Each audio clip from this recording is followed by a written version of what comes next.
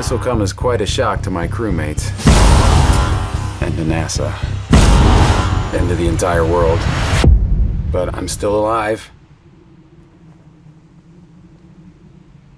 Surprise. Our first interview, as many years as I've been covering film, this is our first time to talk. So Yeah. nice to meet you. Thank you. Nice to meet you, too. And what a movie to kick it off with, us talking. Houston has a huge part, in The Martian, of course. As they should, yeah. Did you come to Houston at all getting ready for this film? No, I didn't.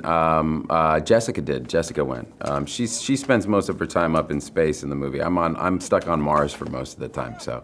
I know that you're familiar with Houston. A little bit. Yes. Have you been to Houston? I went to Houston to meet Tracy. Oh. In prep for the film. I went to NASA. Let's talk about those experiences real quick. She was there in November, so it was much more forgiving weather. She has a good impression of Houston. Oh, I spent some time in summer in the South, so I don't forget. I still love it. It was great. I flew in the morning and kind of flew out in the evening. But it was really important to me. She took me on mock-ups of the station, and we went to the whole facility, and I got to ask a bunch of questions about why she decided to become an astronaut and things that would pertain to my character. A lot of what I did for Commander Lewis is based on Tracy. What did you learn, working on this film? Not just, of course, survival techniques, but anything astronaut related? Well, I learned how to grow potatoes. I really did, because it's a big part of the movie is he sustains himself by growing potatoes. And so in order to shoot that, we actually had to grow potatoes. So one of the sound stages in Budapest where we shot basically turned into a potato farm.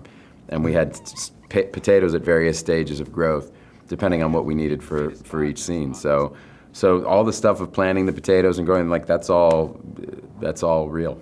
There's a story about the suit, and I want to talk about the suit. Apparently, okay, she's rolling her eyes. And tell me a little bit about, when there a cooling suit underneath it, or? Yeah, well, Anne Hathaway from doing Interstellar, I asked her, so, I'm going to play an astronaut. And she goes, wear the cooling suit. Make sure you wear the cooling suit.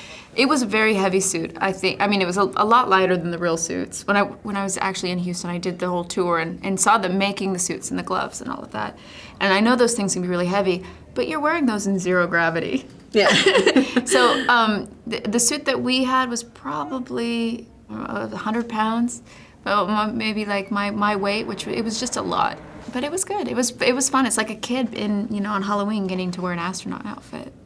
Do you think this movie is going to kickstart an interest in science? It made me regret not having been a better student. I wonder if all the technology, modern technology, that the youth is they're way beyond me. I wonder what they'll do with that in 10 years. Yeah. I hope so. When I first talked to the writer about it, he described it as a love letter to science. He said that's what I really want it to be. And it's a very uplifting, optimistic movie, and I felt like that's the headlines are pretty grim right now. Like that's a nice thing to put out there. Something that has a lot of hope in it, and so I'm hopeful that it'll catch on and people will like it, and it is that love letter to science. Final question for you. Will we get a shout out Houston, Texas when the awards start coming out? Definitely. You can't do this without Houston, right?